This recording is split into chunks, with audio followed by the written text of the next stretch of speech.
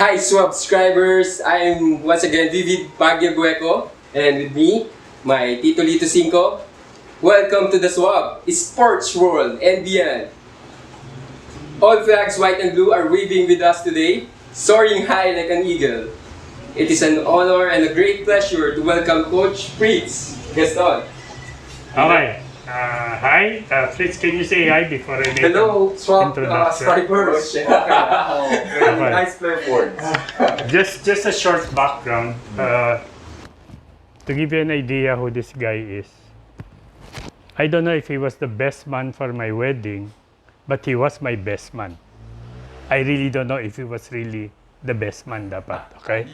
But he was the one who picked me up dun sa bahay, going dun sa simbahan, okay? But just to give you an idea what kind of a man this guy is, a tenista, a PBA player, guapo.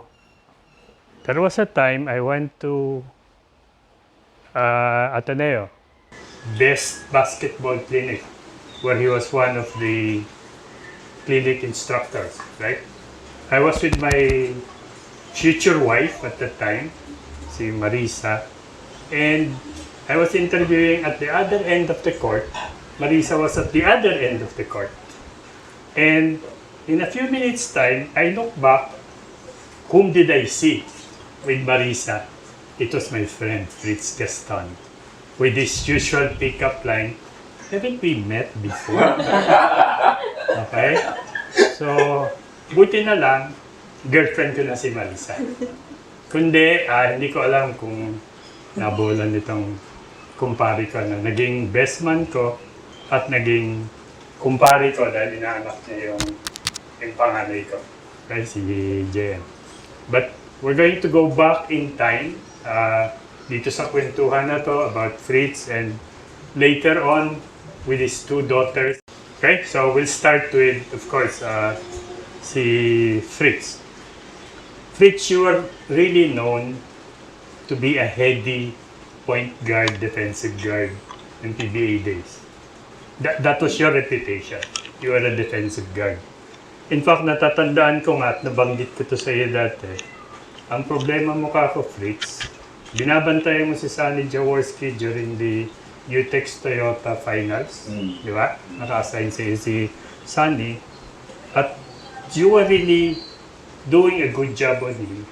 Ang problema lang, kunyari nagsabayan kayo sa taas, medyo natira ka, bagsak kayo, kahit ikaw ang natira, sa'yo galit yung tao.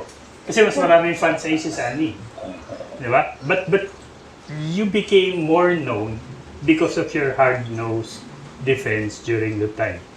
Agreed ka ba doon sa description sa'yo na yun yung reputation mo at the time?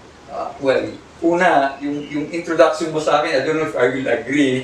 No. That's a fact. I will That's not a let fact, him get away from that na I gave those lines, no? He did. Kinonfirm siguro ni Marisa, no? Yeah. Pero I was just being by nice, my usual nice guy na alam ko, girlfriend ni Lito yun. So, Hindi mo pa alam at hindi ko ba? Anyway, so, no comment. Akala mo nanonood lang.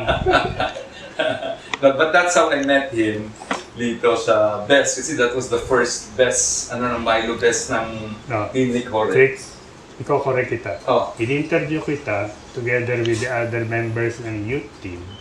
1970. Oh my God, even before the youth. Before best. Kilala na kita sa best. Okay. Doon tayo nagkakilala. That was the first time I interviewed all the members of the youth team. Pero there was no, after that, parang it was just an interview, tapos na youth, di ba? Then, sulat ka na lang. Kasi because after that yung sa Ateneo, wala, we became really close, and nagsunod-sunod na yun, it was more than just yung basketball, and anyway. So, now, going to your question about the game, then I definitely will agree. In fact, kaya I tell people na sumikat ako dahil kay Jaworski. You know, if you're guarding, you're a rookie, you're a first-year guy, then you're assigned to guard a living legend who is at the top of his game at 31. Ano to, 31 siya, 20 ako noon at that time. 1980 ba yan? 1980. No. Kasi first time champion UTEX was 1978. Tapos pumasok kong 79, nag-champion kami ng 1980. So second year na nag-champion. Second year. We were in the second year or second conference or something. Si AJ at saka si Glenn And Glenn McDonald. McDonald. Yeah. Kasi I was just, ano yun, kaya in between, you don't say really second year ko na yun because I came in, 79? I don't know what conference I came in. Kasi diba 3 conferences, Yeah. March. So must have been the second conference or anyways. Because nag-champion kami first conference the following year. So that still falls under second year. It wasn't like my rookie year. Yun. So yun nga, tama again. Siyempre, he's the most popular player. Ako, hindi ka naman kilala, but ayun nga, Hindi naman. Kilala ko na sa Ateneo. Diba? Actually, Kasi barkada mo si Steve Watson, mas gwapo sa'yo. Kaya ka rin nakilala ng ibang tao. Plus, I guess I stopped, diba? I stopped after the youth team. Tapos I should have been with the world basketball, but I stopped because Because of of my the knee injury. So I stayed in the States for almost a year. 6 months. Yan ba yung injury na ACL? Pero at Yes. that time, di pa uso yung word na ACL. No. It was not even an ACL, anterior cruciate ligament tear, no? Ang aking was my medial, MCL. It's a medial lateral meniscus. In between the joints, meron tayong parang mga ano dyan, yung mga soft na cushion of the joints. These are called meniscus. Dalawa yan, may inner, may outer. So nag-break yung akin. Yun, then I played with that, naging malala, became recurrent. So every other year ako nung magpapa-opera. Ngayon, like I think I have a torn meniscus on my left. Pahinga lang, ito tok-tok, namamaga, masakit. Pahinga mo lang yan, ice mo lang yan. That's a torn, you have a slight tear in your meniscus. Pahinga lang yun. Hindi ko alam kung inabot din ninyo yung dati na pagka medyo masakit yung ganito mo. Oo. Pare ko ka ng bote ng soft drinks. Napakapakan na gano'n. Yung pag na-spray, we're just talking Kaya about italon-talon mo lang yan, di ba? Spring, gano'n, di ba? Ito naman, at that time, common friend namin ni Lito, in fact, he was ahead of his time. No, si Efraim. Efraim. Yung nag-acupuncture. But kanya is acupuncture, which is really therapy yun. It's a rehab.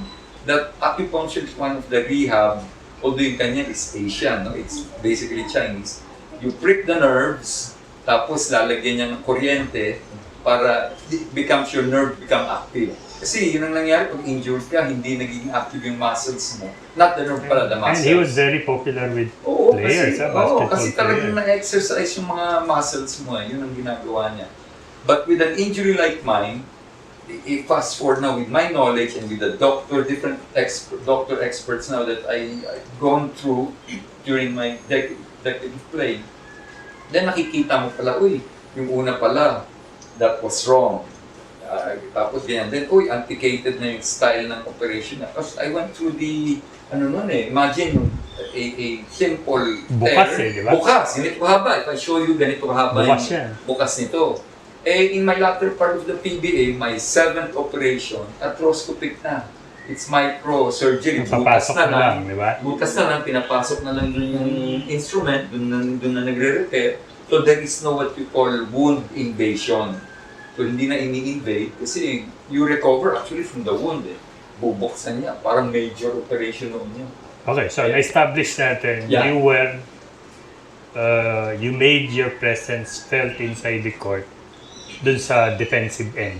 Yes. Kasi opensa, talaga namang if you score 6-8 points, ako masaya na ako, naka 8 points si Fritz, okay? Kasi talaga iba naman ang role mo nun sa laro, okay? Now, if you look back, Fritz, at that time, iba yung basketball compared to now. Yeah, okay? Exactly. The first question is, how would you compare now yung basketball during your time and the current PBA? Okay. Sige, let me try to put that in the perspective of yung kanina sabi mo hindi ako offensive. At that time, true, kasi ang akin, I was more of I would drive in. Diba? I never established my shooting, my jump shots. What jump shot? Kaya I never established it. So, exactly, that's my question. What jump shot? Diba?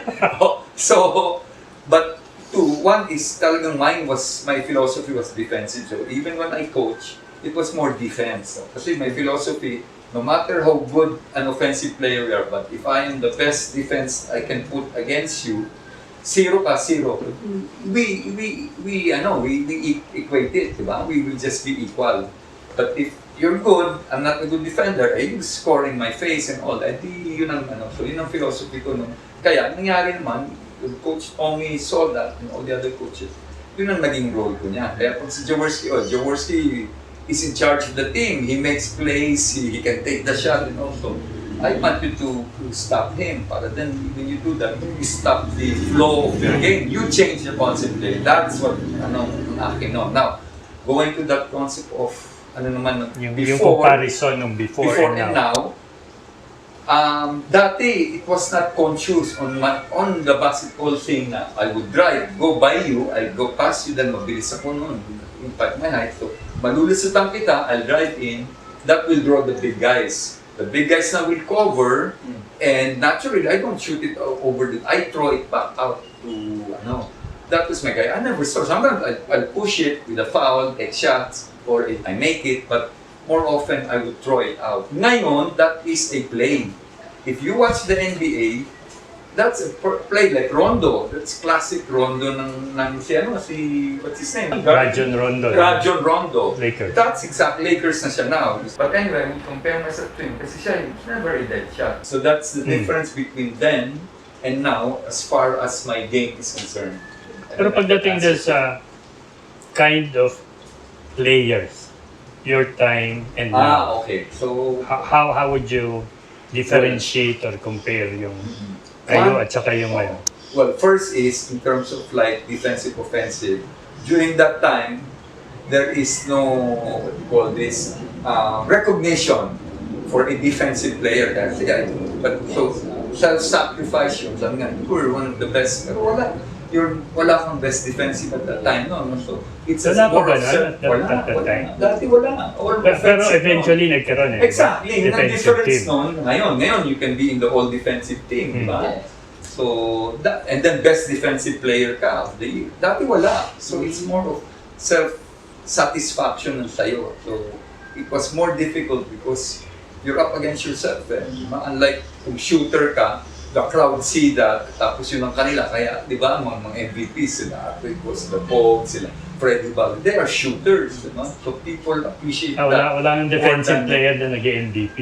Wala, dati During those early galit pa days. sila, kaya sabi nga dito kanina, banggaan kayo ni Jaworski, ikaw na yung babag sa kanya, mabigat siya, masakit, galit pa yung tao sa'yo. Hindi ako umatras. Hindi lalong galit yung tao na, especially the pro Jaworski, for the ones that appreciate it, mga tapang itong batang to, then they like me for standing up against this guy, di ba? May marami rin ganun. Ikaw, David, naglaro ka ng basketball. Retired na si Fritz at that time. Yung, ano tingin mo doon sa basketball nga, the way you're playing it now, because you're still playing, and I know you watch yung dating mga game. May nakikita ka bang very distinct difference between the way the game is played now and the way Fritz is describing during that time, ganito yung laro? Dito kasi sa akin, based din po sa mga coaches na naririnig ko, nakakausap ko. Mas marami na kasing restrictions ngayon. Kumbaga yung mga before, yung mga tawag ng referee, mga officiating, parang yung sabi nga, naririnig ko lang sa tatay ko or sa mga... Malambot na daw ang mga players. Parang ngayon, parang gano'n nga po. So, kumbaga, from time to time kasi na nade-develop or parang nagkakaroon ng mga development sa officiating. So, yung mga physical before your time po, coach. Yung time nyo, talagang physical. Parang ako, kung papasok ako dun sa era nyo, parang medyo may step, backward, parang kakabahan po ako parang gano'n po. Pero sa inyo naman kasi, ito yung norm. Yes. Ito yung environment pag pumasok ka ng basketball. Physical yan, dapat prepared. So I don't think it's correct to say what you said na malambot ang players ngayon. In fact, that's the other difference. Physically, ang players ngayon are more conscious of being physically Mas athletic sila ngayon, athletic, diba? mas Yung lambot, correct ko lang yan. Yung lambot in the sense of walang ganyan. Yung yung parang, Tama ka. para po sa akin yung mas ako po yung napapansin ko po ngayon, more on outside shooting po eh. Parang lahat po yung mga kabataan na nakakausap ko, mga Epekto ni Stephen Curry for Stephen that. Curry Change. yes. He changed the Outside NBA. shooting po talaga. Kumbaga kung why pasukin mo or attack ka, talagang Ngayon pati sentro no? Tumitira sa labas. Time ninyo, subukan mong tumira, sentro ka. Tuloy-tuloy ka doon sa bench. Diba? Ang role mo dito ka sa ilalim ng goal. In fact, ako I still play ngayon, well, not anymore now, but a few months before the COVID, I would play regularly on Sundays. And I would play with guys like your age and older. Yun ang napansin ko. Sila, pag dala, ang bilis nyo. Pagdating doon, titira sila ng 3 points sila, ganyan. Ayun ang laro. Di ba ako, nagsiset up pa lang ako para mag-play kayo that to get everyone involved. Because when I play now, with pick-up games, I play center. Kasi malaki ako, but I can bring the ball down. Tapos bigay ko, I'll give it to the guards or whoever, then I post up. Nagpo-post up pa lang ako, titira na eh. Diba? Tapos, mas pa nun, pag tumira at miss, sila hindi bababa agad sa defense. Offense sa kanila. Ako tatakbo because ang orientation mo, defense, I don't want it free. So then, it would be frustrating. So Fritz, how would you defend today's players? Considering nga yung pagbabago ng style of play, how would you guard the known scorers now who would opt for jump shots, 3-point shots? Well, again, actually, hindi lang ilang 3 points sila. Because ngayon, the players are so gifted.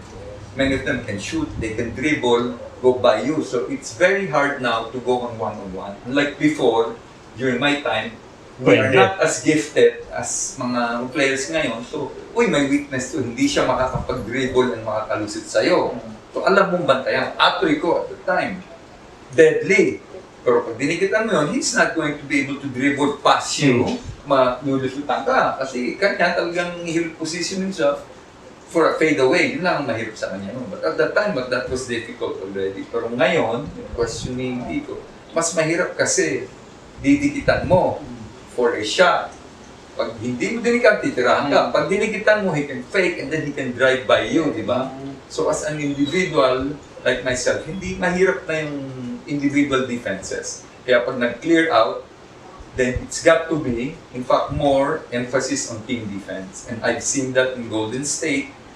Kasi yung coach, si throwback coach, time natin, si Steve Kerr. And ang galing ng kanyang cover, di ba? May mga screen and most of the plays now are up-pick between a center and a guard, nagkaka-mismatch. Siya makikipag-switch. I-jump switch niya yung malaki niya, guarding a guard. Momentarily, yung Steve Kerr, babantay pag nag-drop yung center. Pero pagdating ng yan, help defense agad from a big forward. Ang bilis. Tutulong yung big center kasi popost upan na si Steve. Tulong ng ganyan yun. Tapos by the time makatulong, babalik na si Steve sa guard niya, yung center, magpapalit na bali. Ang nag-switch was between a big forward and their center. So, it's a team defense. Isa bang naging resulta niyan, Fritz? Some players now, collegiate players, I won't mention names, but there were players na okay sila sa collegiate. Pero pagdating nila sa PBA, hindi tumagal. Kasi ang daling nabasa ng laro eh. Because yung defense ngayon, talagang pinag-aaralan na. Di ba? Tapos team defense na nga yan, hindi na yung one-on-one. I've seen some players na okay sila sa collegiate, pero hindi tumagal eh. Is that a result of this evolution ng basketball? Mas madali na nga ba talagang kumontrol ng mga opensa ng ibang players ngayon? Actually, even during our time, panahon namin noon, a jump from college to PBA, it was very different kasi talagang nagiging more physical ang laro, di ba? In college, hindi ganun ka-physical. And I think even now, ganun pa rin yan. Malaki pa rin dito mga bungguan, malakas, pero they don't hurt. Diba? Kaya pag somebody throws an elbow, people get hurt. Yun nga sabi, malambot dahil kami, expected yun. Yes. Yung mga submarine na tinatawag na, kalbot ka eh. Gaganunin ka, sasahurin ka before. I won't name names, pero some stars intentionally do that kasi parang the pretext, nagtatago kung ganyan. Pero actually what he's doing is kakantingin ka ng konti when you jump.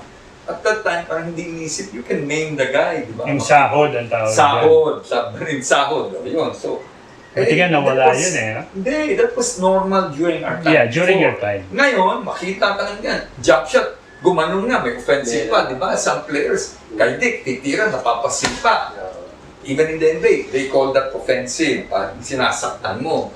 Diba? Kasi they know now na whether sobrang pag ganun mo para, oy, huwag kang lumapit, sisipahan kita. Or, kung tumira ka, talagang sumisipa ka. They will know that. In the same manner, they're physical now. Kaya pag nag-jump ka from college, kala mo, ano na yan, ang laban mo. Pag you get to the PBA na, bubugang ka lang. Ang lalaki ng kalaban mo. Diba? In college, kaya mo. Pagdating ng PBA, mama ang mga kalaban mo. Diba? So mahirap yung pag-isa. Pero ngayon, some college players adapt quickly kasi matanda na rin. Meron din players who make good.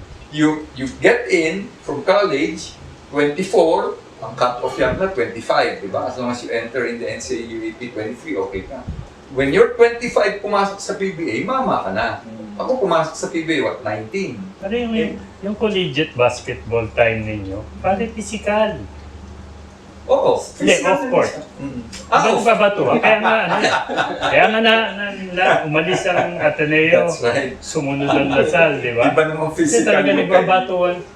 oo. One time, may kinover akong game sa Rizal Memorial. After the game, hindi ako makalabas sa Rizal Memorial That's dahil right. naggagaran dun Oo. sa labas eh. Pero sa loob, physical, pero hindi yung away ang intention eh. Yeah. Di ba? Sa labas, physical ng intention, away.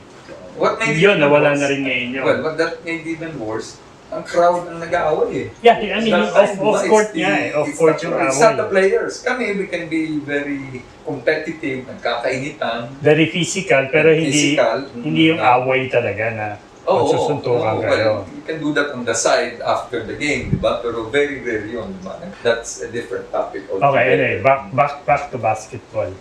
Old school ako, yun palagi ko sinasabi. We talk about yung data. I started covering PBA 1978 na kahit pinakapangit na laro, kailangan panoorin yan. Diba? Nung nakuha ko yung PBA pass ko, wow, heaven. 78 you were covering. 78, yeah. Oo, 77 ako nag-start magsulat eh. In-interview ko kayo, 78 eh. Okay? Among the issues nung 70s tsaka 80s, one was game fixing. Okay? The other one was drugs. Okay? And again, yung game fixing, umabot pa sa point, Fritz, remember si commissioner na he requested NBI to get into the investigation. Well, hindi namin time yun. Hindi nyo time yun. Itong recent lang yan, bago lang yan. No. It was 10 years ago. No, more than 10 More years ba ago. yun? 80s, not 70s, Oh. I'm sure. Pero what part ng 80s, I'm not so sure.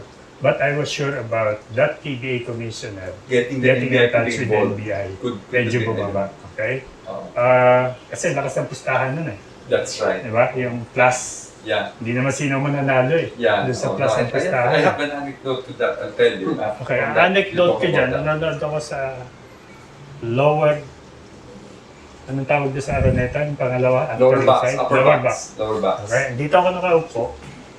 Sa likod ko, at saka sa harap ko, magkapusta. Okay, pagkatapos ng game, ganyan kakapal yung pera, sa akin pa pinaabot. Brad, pakibigay nga. So, you knew it was true. That gambling was really rampant during that time. And open, can you imagine, ipapasa, nagbabayaran, ganun ka-open. And let's face it, there were players who were reportedly na-involved dyan. Okay, but again, we don't want to mention names. I just want to get your own, sabi nga, may anecdote ka dyan about game fixing as it was during the actual time. experience na on that, no, yung sinasabi nga ni Lito na yung passing of the actual payment, parang sabong. Because that happens in sabong only, yung ganyan na, nagsabungan, di ba? Tapos may Kristo. Tapos pagtapos yan, you get paid dahil kausap mo yung Kristo. Ang Kristo yung sisingil sa'yo, siya magbabayad sa akin, di ba? Hindi yung diretso. So, and I was talking to Commissioner Rene Salud, tatay, Rudy Salud, tatay nung naging recent na commissioner na Chito. Chito, no? And incidentally, he was as good as his father. He got it after because Rudy Salud was one of the better. Magaling siya, magagaling ang time namin, no? Diba? I remember talking to him So at the time, sabi, alam mo Fritz, he was telling me, dito sa Araneta, parang sabong na yan. Ang mga Kristo dito are the same Kristo sa sabong. And this Rudy Salud was also involved in sabong, I think at that time. He was the head dati. We would give licenses for yung mga sabong.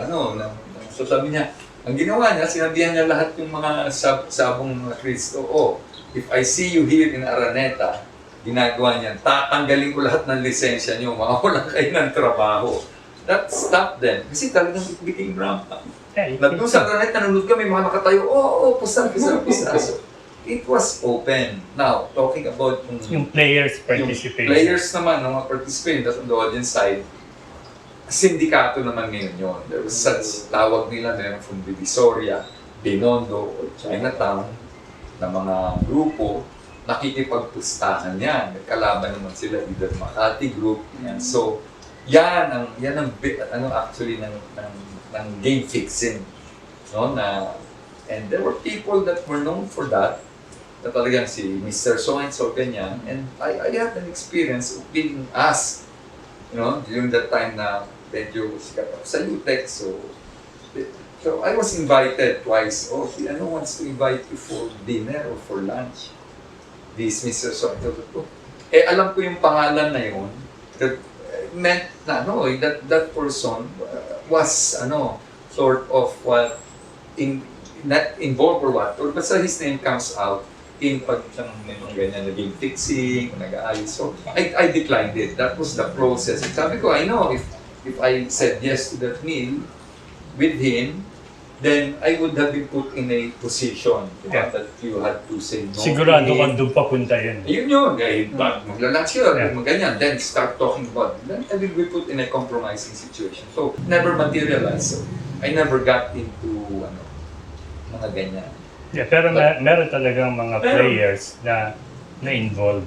One time, we were playing, you text si Bogs, we were preparing a game in the dugout. Pasok si Bogs, galit na galit. So bakit ang odds sa labas? Plus, tayo? Plus 4, naririnig raw niya. So tabi niya, for him, thinking, bakit tayo ang mabibigyan ng plus 4?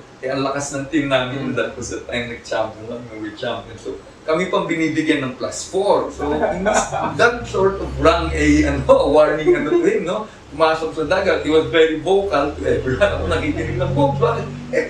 Doon sa labas, papasok ako dito, naririnig ko, plus 4 tayo. So, the odds are big. So, that, again, but I never talked about it or, sinasabi mo Bogs, diba? So, yun lang ang akin. Kasi sinasabing malakas dun sa dugout. Galit na galit siya, frustrated siya. Pero isang narinig kong kwento kasi sa ganyan. May isang player daw na siya yung middleman between the sindikato and the players who were involved. Okay? But his phone was bugged by management and they found out that it was true. And the guy simply nawala siya. Nawala siya sa scene.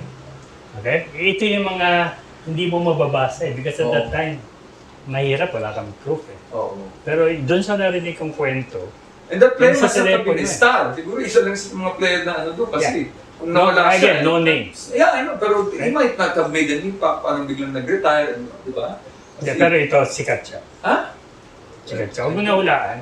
No, I cannot. I don't even know. May mga ganyan Or meron namang player, you must have been more in player mismo nagkwento sa akin. Laro siya sa isang team, bago siya doon sa team. Last 10 seconds, 15 seconds, lamang sila ng, let's say, 4, 5. So, sure win na. Protect the ball. Sa inyo, wala. Kung siya gumawa daw ng play, kailangan maka-score. Sa kanya, hindi ka naman nang-score. Hindi na kailangan i-score. Protect the victory. So, after the game, hindi na sunod yung play. Papalit na ng dugout. Sabi daw sa kanya isang teammate niya, ligit ka kay coach. Bakit? Panalo ta? Parang nakapusta ng plus. Kaya pala may shave. play. Point shaving, Shave, di ba? point shave. Kasi mayroon pumusta na doon sa Sino Mananado eh. Oo. Ang pustahan really was point shaving plus eh. Mm. Para nga bumaba eh. Tapos mga kwento, pag import daw ay hindi kasama sa play, pababa pa lang siya, pabalik niya yung mga player. Sabihin, papagurin siya, para sa last quarter, wala na siyang magiging worthwhile contribution to the team. Or yung pasa na eksaktong-eksakto na hindi mo makasalo. Okay, pero magmumukhang kasalanan mo pa na hindi mo nakuha yung pasa ko sa'yo. Yan yung mga kwentong maririnig mo dati during the time that game fixing was still para bang accepted na nangyayari talaga sa PBA.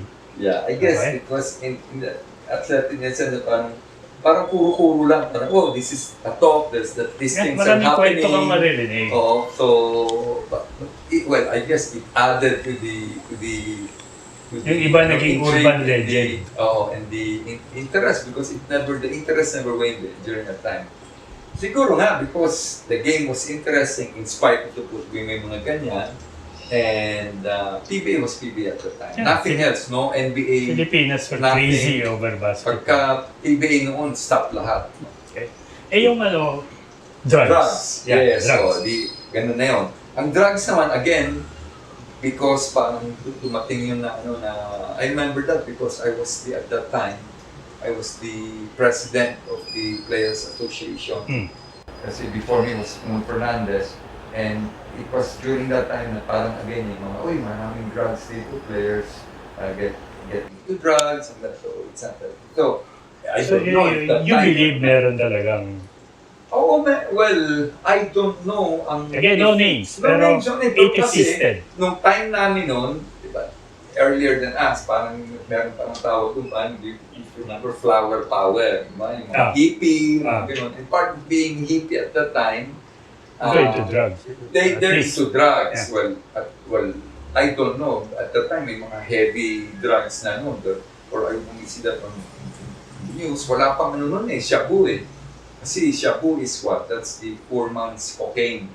Diba? So, in the US at the time, marami yung nagkukuok. Pero dito, ang noon was marijuana. Diba? Yun ang and even during our college days, in college, we were a student. So, siguro hindi na naman tayo huhulihin ngayon, ano? Kasi nung high school, nakatry naman ako niyan. Karoon ako ng kaibigan na pusher. Hindi ako bumili, pero merong pupunta doon sa area namin. Pare, session tayo. I mean, at the time, parang it's part of the norm of being in. Well, Right? I mean, that was part of the causes for this drug addiction. You need to be in with the crowd. Okay? Pero I'm sure nga hindi na tayo huhulihin ngayon. Oh, no, because like, if I say, no, I never tried. Kasi nga, you see, you go to a gathering, yung mga friends, diba? Oh, then they would bring out a joint, and then they would smoke. Then I would try it. Hindi Diba, just big like- deal sa atin.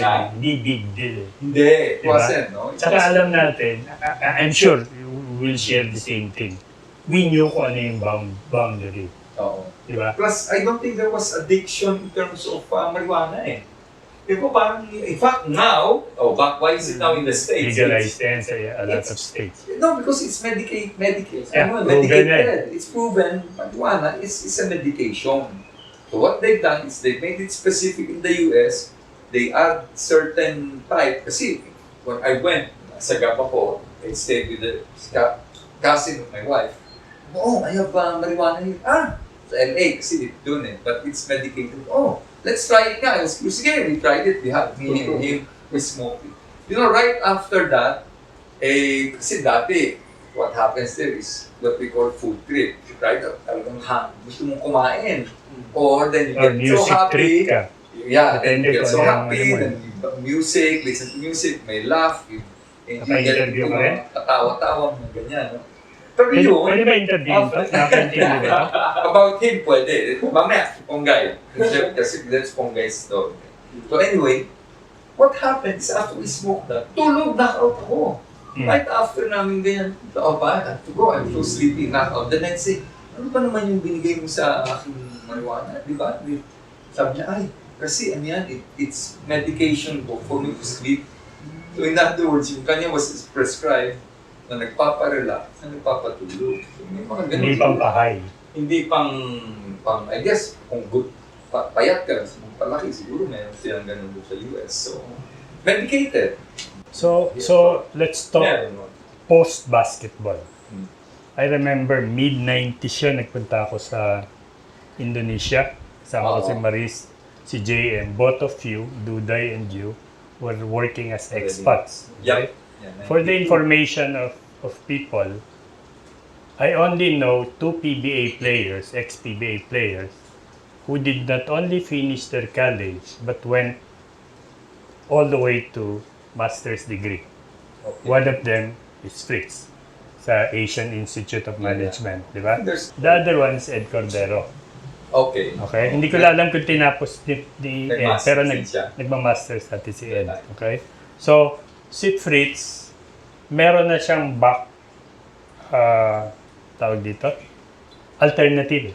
Di ba? After, lalo na, injured yung Yeah. alam mong hindi ka na pwede maglaro. So, was that something in your mind na after your PBA career, talagang corporate world ang papasukin mo?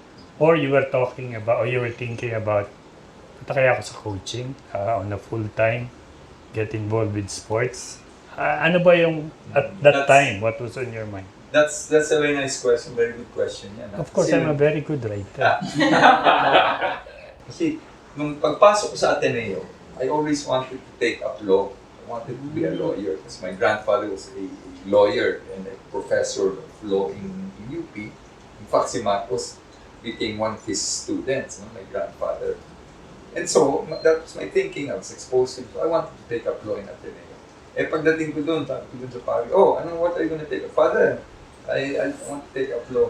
Sabi agad sa akin, if you're gonna take up law, we will scratch you from the basketball program because Iba na lang. hindi ka, Pada, diba?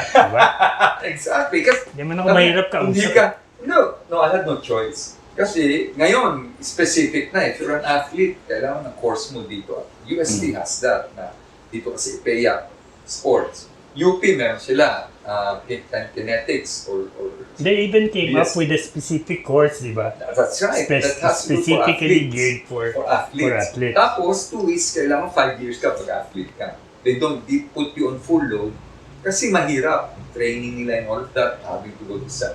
So basically yun. Sinabi lang sa akin, pag nag-law ka, masyadong mahirap ang law dito sa Ateneo. Hindi ka papasa. So, Pero wala silang believe sa'yo? Wala silang believe sa'yo? So, no, They don't just know you, man. Well, I didn't know myself either at that time. So, nung sinabing they take you up to the program, obviously I couldn't afford na to enroll on my own, no? So, I was under a scholarship at Ateneo. So, but then I won't take it up anymore. Now, to answer Lito's, was I thinking that, yes, I was. Na, I will just take, after my playing years, I'll go to corporate, but I'll take my master's. Pero player ka pa lang, nag-man-trade ka na di ba? Yes. Sila Kurt? Yes. You were involved in exactly. sales. That I know. Oo, because naman, ayun nga, precisely because I was prepared to go, when I retired, I knew my line would be to work. Because alam ko nga na, you can't play forever, di ba? So, what would I be doing after my playing years? Well, I want to work in a corporate. So, ang akin nun, lalaro for Ateneo. When I finish with playing for Ateneo, then maybe I'll take up my masters. Gano. So, Ikaw ba yung extend, unang-unang player na who availed of the educational fund? Yes. Ikaw yes, unang-una, yeah. di ba? Ako yung unang-una nun kasi they came up with a foundation ng fund ng players association. They had fund na sabi, you can avail of this for your own education or for your family children, for your children. Eh, bagong-bago no, so walang children pa ang PBA, no? So I availed of that. And I knew some players, contemporary ko, availed of that, but abused it. They enrolled, after 1 week, they pulled it out, kasi you can do that, and then you get the refund. Then they keep it, hindi nila binabalik sa PBA.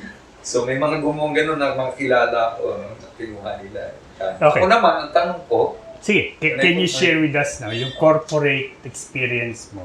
Ano-anong naging trabaho? Oo. Ano-anong companies that you work with? okay, yun nga nung, when I finished playing, kasi after my college, nag-PBA. So then I extend. When I play my max out my PBA, I'll take my masters. Ang aking thinking, pag nag-masters ka, especially if it's in a good pastoral school, ang entry level mo would be already supervisory level, supervisor or junior even manager. Exactly. So, ang tanong ko pa nga sa PBA nun, I can take my masters. Yes. Anywhere, yes. Abroad. I want to take it abroad. I wanted, Stanford or whatever. Sabi, no, you can take it anywhere in the Philippines, but not abroad. So, AIM na lang. Yeah, AIM, which was at that time the best in Asia. Yeah. Or at least in Southeast Asia na school for masters. So I took my masters there. But previous to that, since I wanted to work, na-mention mo na I worked for monthly, I wanted experience. So pag laro ko, naghahanap din ako ng trabaho because at the time, 2 hours ka lang, 3 hours max ang training nyo. Diba? Then what do you do the whole day? So, Fleet sales yung hawak mo nung dati, diba? Sales. Fleet sales.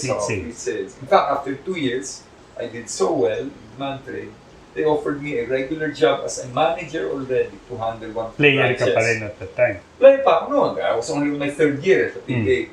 And I remember that, sabi ko, if I took that, sabi ko kay Bachman, if I took that offer, that will require full time. So it's already going to be a job for me. And you were not ready to give up basketball yet. Exactly. I was only in my 3rd year. I'm still to play. So after AIM, saan ka nagpunta? After AIM, apply agad ng work. So, ano bang first job? Escaler. Yun nga yung tanong ko. Escaler. Pepsi. I asked myself. Pepsi Group yan, yung dati may-ari ng Pepsi. Yes. In fact, sila. In fact, I was offered. But when they called me, Escaler called me to read, it was to coach the Ateneo team. Sabi nga, did you think of coaching? Sabi ko, no. Yun yung tanong kayo mo. No, it was not really coaching I had in mind, but that was what was offered to me. FRITZ, Ateneo wants a coach, pwede ko mag-coach. Sabi ko, Ricky, I took my masters. I don't mind coaching, but I need to look for a job first. So I do both. Kasi hindi naman ako nag-masters just to coach. Then in-offeran ako, no, we will offer you work. So I was coach pa din. At the same time, in-offered ako na maging sales manager. Was that your last corporate job prior to Indonesia? No. After that, I moved twice. From Escaler, after my commitment to coach Ateneo under him, hindi na nag-renew on my 2nd year, I got offered a much bigger, I got a bigger offer from Avon. I remember na So, nag-Avon ako. So, that's where I met kay Duday, who was at the time with Avon. So, doon siya. Ginamit mo rin ba kay Duday yung line na ginamit mo kay Maris? As usual. The classic line. No, hindi. We met before. No.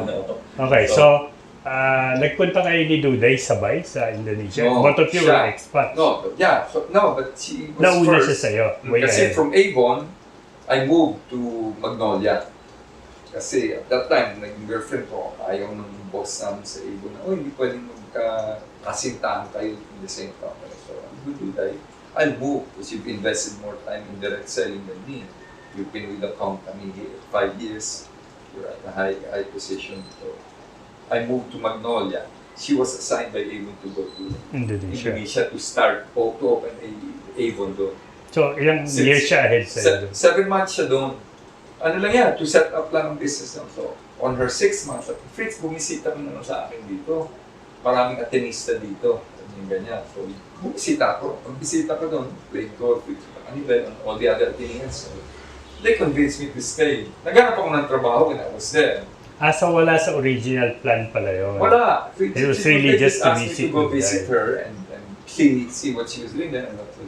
And nangyari, nung pagdating ko doon, pauwi na siya dito, ako naman ngayon natanggap doon. So, nagtantrabaho. So, I stayed. Siya naman ang nandito. So, when I stayed there, siya ngayon decided babalik siya doon. Because she wanted to be near me and otherwise, maraming Indonesian girls doon. Sabi ko na, may ulterior motive si Duday kaya gusto niyang bumalik. At hindi ko siya masisisi. So, Ilan yun ang taon condition. kayo sa Indonesia? 5 years. Ako naman, when I went, sabi ko, ang akin lang dito from 92. Sabi ko, I think I just want to stay 5 years here, have enough, and come back here. I was gonna go, extend my stint in Indonesia. Tommy Honoto called me. Yun yung sa Mobiline. Mobiline. Yung nagpo-form ng So, team. Yeah, to form the team. So I decided to come back. And that happened before the crash. So we Pero were lucky. alam ko may corporate work pa rin, The same thing. di ba? Hindi lang yung involvement sa basketball. Yeah, because nga, sabi ko, sandali, mawawala akong perks in my salary there. So sabi no, we will call it. Pero The the coach- original plan was ikaw magiging head coach dapat ng Mobiline. No, it was Tommy should have been the head coach. I should have been his assistant. Yun yung condition noon. So we were going through that. Bigla na lang politics came in the picture. So biglang nagka-change altogether. Di sabi ko, Tommy, habang mainit ang issue na ayaw kami pag-coach, why don't you let me coach? Let me be the head coach. But you will be calling the shots from the back. And no one knows this. And now I'm telling you, and now people will know this, your listeners, na ganun yun. Kasi at that time, marami nang ganun eh. Yeah. Ron Jacobs was actually bawal mag-coach, supposed to be. So it was whoever was there, Jong or whoever. Pero the one calling the shot was si Ngayon may variation na yan. Active consultant. consultant. Active meaning during games, ha? I like your term eh. Very diplomatic na active consultant. Kasi if you're actually a consultant, even in a company, Wala kang line function. wala kang line function, exactly. You're being incorporated. So you can advise, but you cannot be active and say, itong gawin natin, tapos nandiyan ka. Because exactly, you don't have a line function. Pero yun nga. Pero, you got out of eventually of Mobiline. Yes. Was that the time you went to Ateneo para mag-coach? Anong No, this was way after nito. This was way after already. Ateneo was before I took my 80 master. ano yun? 80? Ang Ateneo was 85 ba yan? 88. 88. Yung nag-champion kayo? Oo, 87. 88 kami nag-champion. Yung Mobiline was 90s already. Oo, ang Mobiline was already 97. Okay, so transition tayo from being a player, Corporate. pumunta ka sa corporate world. Although nag-coaching ka muna after your PBA career dahil nag-coach ka sa Ateneo. Then you went to corporate and then went back eventually to sports. Yeah. Di ba? Oo. Yan yung naging coach ka ng... Mobiline. Kailan yung women's national team?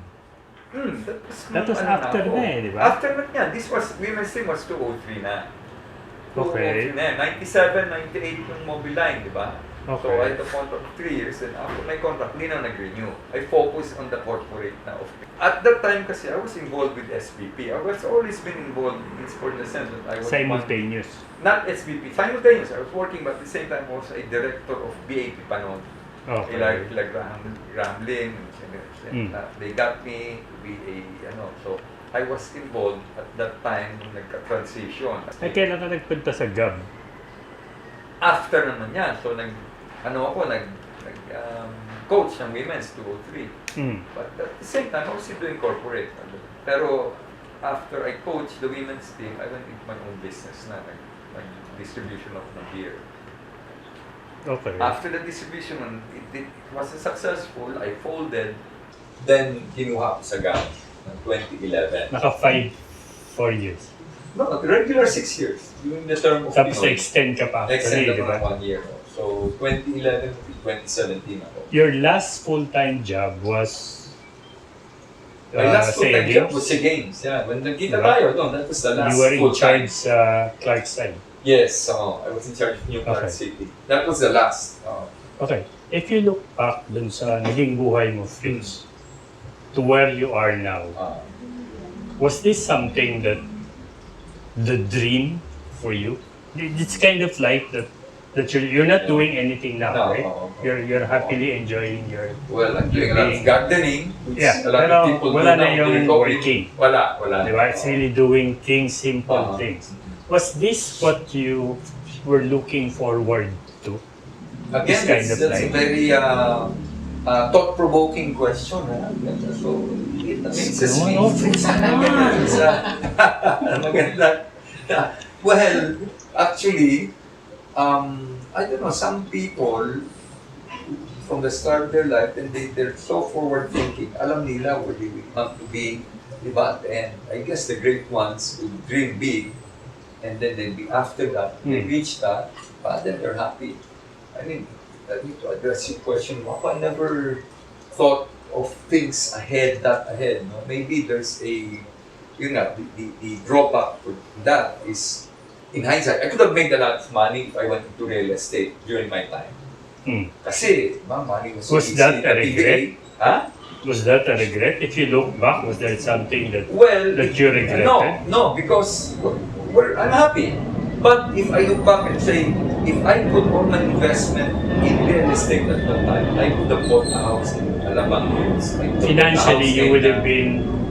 I would have been okay in the sense, I would probably have had at an early stage lots of properties. Okay. Diba? Then maybe I could have started selling them or going to real estate, rent out, and all.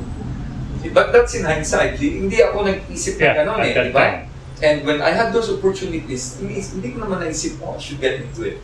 Maybe some people would get into it because, yan ang alam nila. For me, hindi ko naisip yun. Pero ang bottom line naman sa'yo is, you're happy now.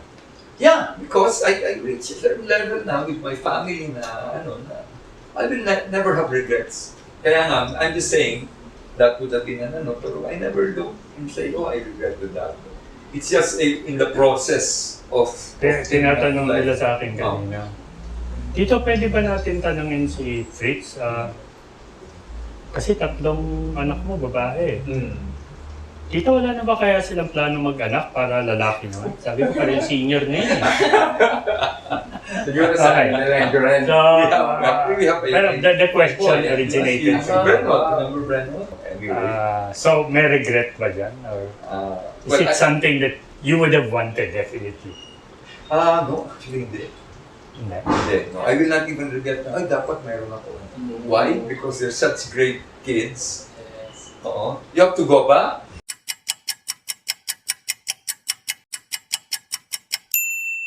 Even when they were being born, usually, girl, yung eldest, she's now in Sydney, si Denise, then taking her masters, babae.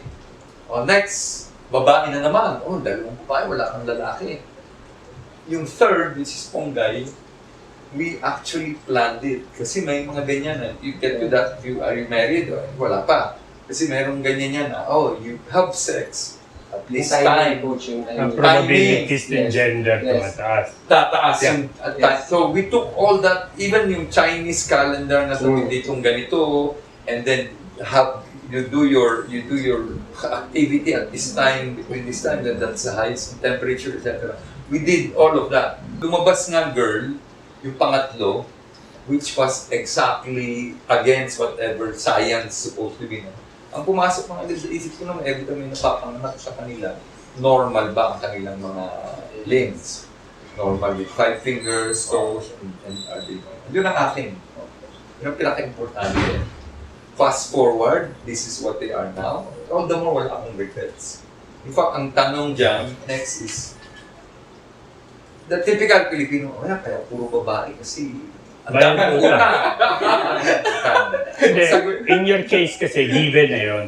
No, ang sagot dyan actually, let's need to agree, of course, George. First, babae din po. Ikaw, meron ka na, okay, babae. It doesn't mean kasi, at least for me na, kasi may utang. Hindi, kasi ako, habulin ako. When I was in college and BBA. Hanggang ngayon, habulin pa rin ako ng babae because I have 4 girls, di ba? Yes, correct. 3 daughters of my wife. So, hindi nagsasawa ang girl sa akin. Yun. Diba? Because marami yung utang. Until now, malapit ang girls sa akin. Which they really are, malapit sa... Kasi panay ang lapit mo rin dati. Diba? Hindi ka na makapaghintay. Ipakilala ko sa iyo yung future wife ko. Ikaw na yung lumapit. Yung palang ending nito na episode na started off, lumapit ako. Yung palang akin. We turn full circle. Oo nga. Okay? So, I guess it was a nice chat. In fact, we went overtime. But again, masarap magkwentuhan kasi. Lalo na pag ganito kadaldal na wala ka pang tanong, may sagot na. According to Matthew. According to Matthew. What we all heard was according to Matthew.